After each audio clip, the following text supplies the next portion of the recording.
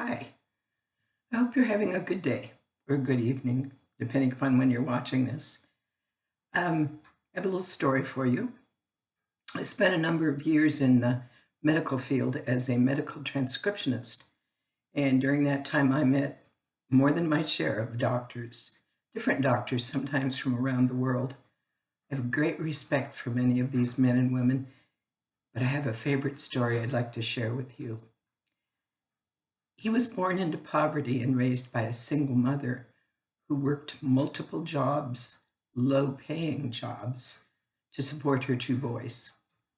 As the story goes, she was too proud to ask for any help.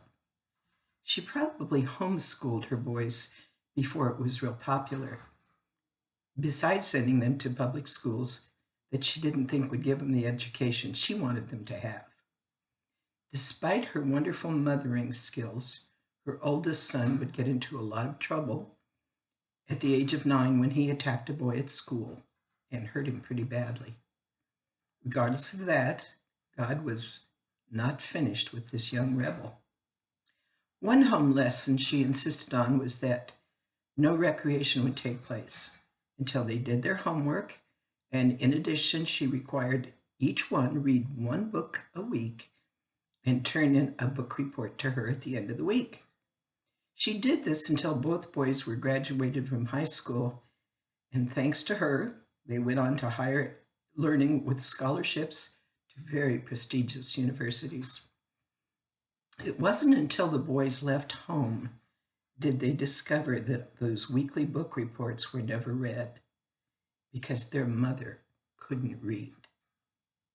Her oldest son went on to become a doctor, but not just any doctor.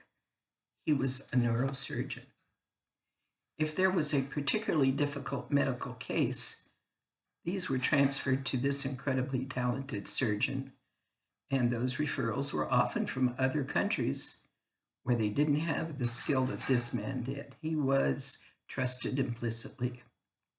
One of his most famous cases was when he separated twin boys who were joined at the head and their brains were touching each other. Talk about difficult. I believe the surgery took something in the neighborhood of 16 hours, and 20 to 25 doctors, nurses, and technicians were in that operating room. You know, I'd like to think Jesus was there too, because he is the great physician. And because this neurosurgeon, from such a humble beginning, was a Christian who probably spent days on end praying for each surgery he was going to do. We had the honor of hearing this man speak and enjoyed a lunch with him afterward. My first impression that he was one of the most humble doctors I'd ever met. In fact, he is one of the most humble persons I had ever encountered. His voice was like velvet, and his manner was attentive and calming. As a husband and father, he was just the same honorable man as he was in the surgery suite. Come forward a few years, he ran for president in 2016. And while watching that on TV, I cringed whenever the other candidates berated him and challenged him. I think my exact comment at the time was, they're going to crucify him. I knew his character, and I was sure someone was going to attempt to ruin his reputation. Through it all, he remained calm and in complete control. When the new administration took place, he was appointed director of HUD, the Housing and Urban Development. Now, who better to relate to those in need than a successful man who had such humble beginnings? By now, you might know I'm speaking of Dr. Ben Carson. If you don't know the man, or if you haven't seen the movie about him, consider reading his book entitled Gifted Hands. He is a true success story in which he gives all honor to God for giving him that incredible mother who wanted so much for him that she never told him she couldn't read those weekly book reports. Her sacrifices, her insistence that they attend church each week, and her love for her boys would not be ruined because she lacked an education. Jesus sacrificed everything for you and me. I heard a sermon recently in which the pastor spoke around one theme, and that theme came from a book he had read.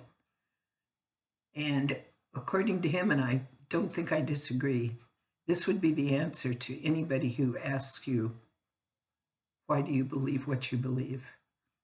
The response is, the maker of all things loves and wants me.